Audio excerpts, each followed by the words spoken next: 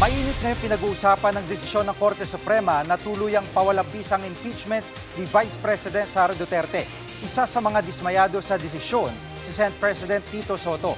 Live mula sa TV5 Media Center, nangunguna sa balita si News 5 Senate Correspondent Mian Los Baños. Mian, bakit dismayado si SP Soto sa desisyon ng Korte Suprema?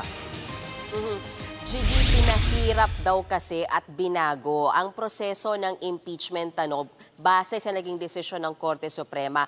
Kaya naman ang sinasabi ni Senate President Tito Soto, quote ha, tila ba naging impossible dream na raw yung impeachment process dito sa loob ng ating bansa.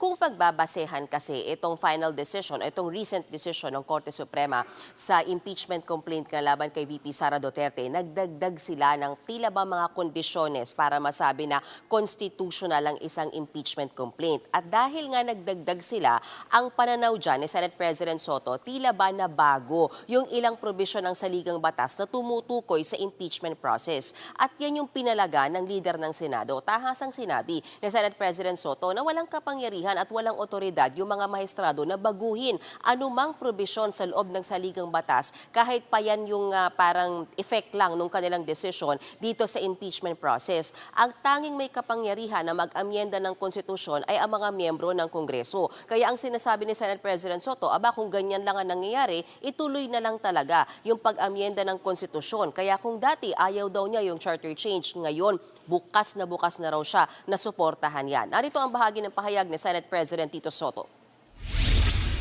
Impeachment now is an impossible dream. It's very disappointing.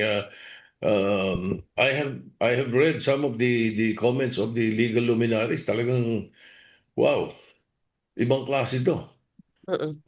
Talagang ayaw. In other words, ako bottom line, ayaw na nila may impeachment sa Pilipinas. Ganun ang itsura nitong decision na ginawa ng Supreme Court. What we can do is meet with them.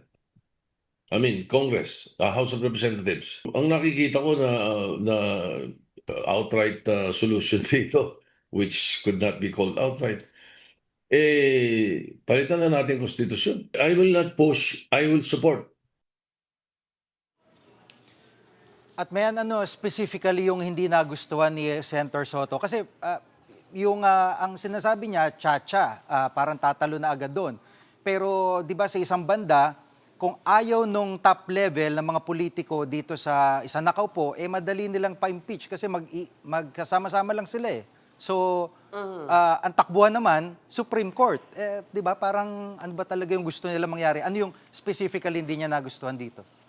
Medyo marami-rami, Jiggy ha. Bagamat aminado, Senate President Soto, hindi niya pa nababasa yung buong desisyon ng Korte Suprema. Snippets of it lang. Pero for example, bigyan kita ng halimbawa, Jiggy ha, isa sa mga inaayawan ni Senate President Tito Soto, yung sinabi doon sa desisyon na dapat sa draft impeachment complaint pa lang na ihahain sa Kamara, meron ng kalakip na mga ebidensya. At yung mga ebidensya na yan, Jiggy, dapat daw sapat para sabihing may basihan yung impeachment complaint. So pangatlo, dapat daw mapamudmod yung mga ebidensya, dokumento at impeachment complaint na yan sa lahat ng miyembro ng Kamara bago pa sila magbotohan. So dyan pa lang, sinasabi na ni Senate President Soto, hindi ba sobrang hirap nang iusad ng impeachment complaint dahil dyan sa mga dagdag na mga requirements o requisitos na yan. Kaya hindi raw niya maiwasan isipin na baka may ibang agenda yung mga maestrado kung bakit ganito yung gawi nung kanilang desisyon kaugnay sa impeachment process.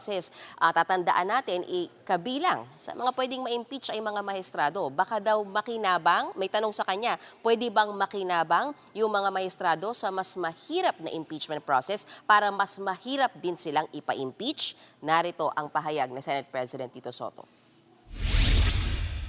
Mahirap magbintang pero that's a possibility. Suporta ako ako sa sinasabing impeachment should not be abused. Suportado ako doon. Pero hindi. Power should not be abused. My thinking would be, they have a different agenda. It's not a different thinking or what. Ibang tumbok nila, iba ang focus nila.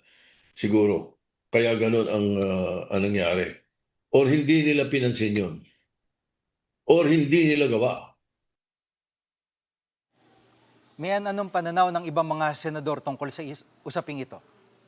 Para kay Senate President Pro Tempore Ping Lacson, dapat igalang itong naging desisyon ng Korte Suprema. Agree man sila o hindi, dapat irespeto. Ano man yung huling, kumbaga, last say ng SC dito. Sinasabi nga ni Senate President Pro Tempore Ping Lacson, hindi sila tinawag na gods of Padre Faura for nothing. Para naman kay Senator Amy Marcos, na alam naman natin, kaalyado ni VP Sara Duterte, sinasabi niya, tagumpay ng rule of law itong recent SC decision na ito. Patunay lang daw, gaano man makapangyarihan ang nasa likod ng impeachment complaint laban kay VP Sara ay hindi sila above sa Constitution. At bagamat wala na nga daw shortcut sa pagpa-file ng impeachment complaint, nasisiguro din daw ng senadora na by February 6, merong magpa-file ng impeachment complaint laban kay VP Sara dahil yan yung pagtatapos ng 1-year bar rule. So yan muna ang latest, Chigi. Balik sa'yo. Yan ang ulat ni Men Los Baños live mula sa TV5 Media Center. Mga kapatid, Jig Manikad po. Pagdating sa mahalagang balita sa loob at labas ng bansa, dapat una sa lahat, mag-follow at mag-subscribe na sa social media pages ng News 5.